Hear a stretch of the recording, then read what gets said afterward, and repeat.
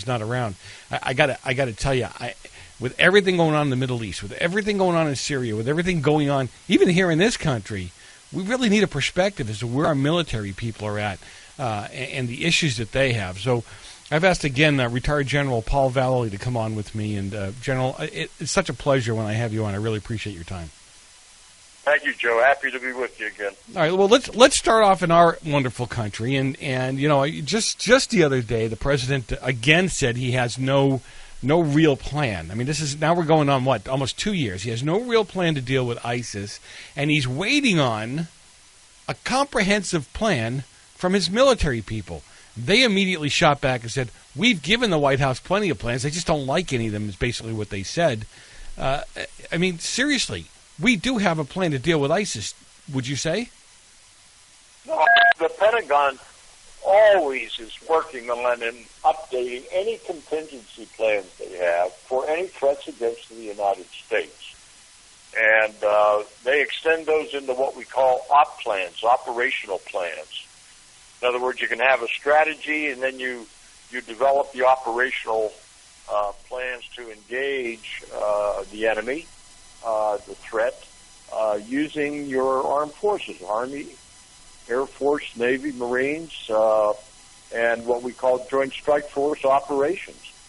And that obviously has been presented to Obama, but he has no heart. He's a loser. I think he's a coward, and he does not want to engage. Now, what's he on your show before? What's he afraid of, though? Yeah. I mean, our military can defeat just about any power on this planet. What's he afraid of, do you think? Well, he has his agenda. Okay. And we know that he's a radical Islamic sympathizer. He sympathizes with the Muslim Brotherhood, who's supporting, from a monetary standpoint, financially, a lot of what's happening in the radical Islamic world of extending and developing a worldwide caliphate and sharia law. That's their mission. And so Obama does not want to engage in that kind of counter-terror, counter-threat operations other than flying, a few airstrikes here and there that are not doing much at all but pinpricks. And we know that from some of the information we've got from the F-16 pilots over there. But you've got a national security team, I should say, Joe, they're corrupt. They're liars. They're deceivers. And now even the Pentagon's starting to stand up and say, hey, we gave you plans. Pick which one you want to defeat ISIS. And they're not doing it. It's just a sham on the American people. I'm just tired, Joe, like you are, with the deceit, the lies, the deception of this administration. Oh, I listen, I love it because I've been saying for years, and that's the nice thing about being on radio, is you can always go back and get it. I've been saying for years, at some point in time, these men of valor, these men of honor, our military men are going to pop and they're going to have it with they're going to have had it with this guy, and they're going to turn around and go, no, he's not telling the truth. We gave him this information. We've been telling him this is what's going to happen, because they're not going to take it much longer. And these sorties, I don't know if you know the numbers, but my understanding is we're flying next to no sorties compared to what we've done in the past, and we're dropping maybe nothing. Yeah, maybe 8 or 9 a day, and even the post-bomb videos you see, they're blowing up a building. Where are all the convoys being destroyed? I mean, they all have these new Toyota trucks, ISIS does. They have the captured U.S. equipment from the Iraqi forces. Now what we have is Iran really running the show in Baghdad. Baghdad's under complete threat. We got General Soleimani from the Iranian Revolutionary Guard. He's the senior military guard, the Iranian Jews. And he's going to fly in anywhere from what we hear, 8 to 15,000 Iranian troops in to bolster Assad in Damascus and save that regime there. So, again, if you get on the ground over there, like I've been over there 5 times in the last 3 years, that you understand what the chessboard is over there. But, Joe, our military is still not standing up. The generals ought to really put their foot down, as well as the admirals. And this is a threat to the United States. ISIS is, and once you establish that threat, you got to do it. I could take Gerald Boykin and Joel McInerney and myself, and we would absolutely destroy ISIS in 30 days. I guarantee you. I vote for you guys.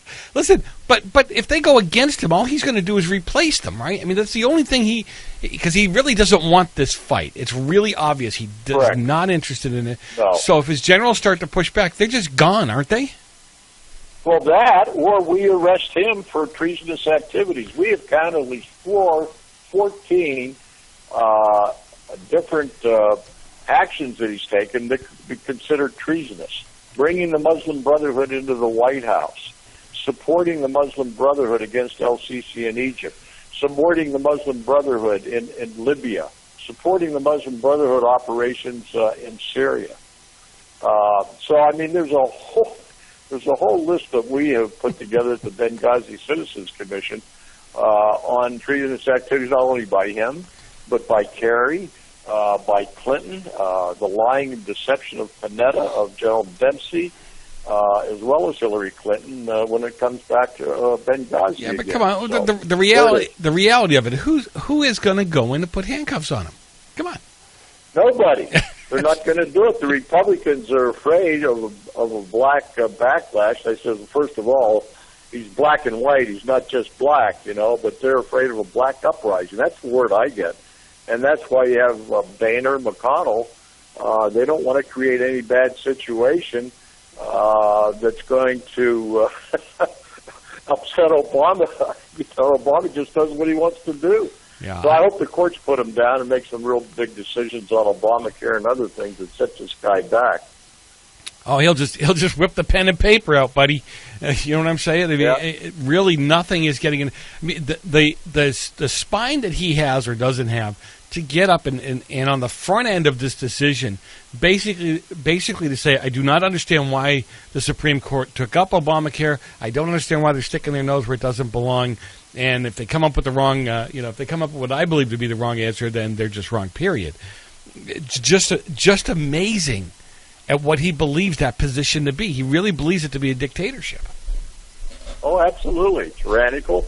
And that's his communist upbringing, because that's the way they develop and take over countries and put in a tyrannical leader. We've seen that, since World War II all over Europe. Now we have socialism gaining in South and Central America.